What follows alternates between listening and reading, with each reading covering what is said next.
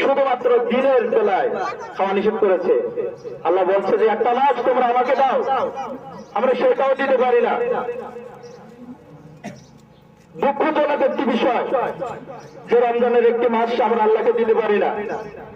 আল্লাহ একটি মাস চেয়েছেন, এই সিয়াম সাধনার মাস যে করবে আল্লাহ তাআলা নিজেই তার ফজিলত, নিজেই তার সবগুলো তার নিজের হাত দিয়ে দিবেন।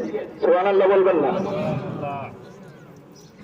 রমজানের একটি মাস চলে গেল, কে কয় পারা কোরআন শরীফ পড়েছেন, কয়টা হরফ পড়েছেন, কয়টা আয়াত পড়েছেন, কয়টা সূরা পড়েছেন?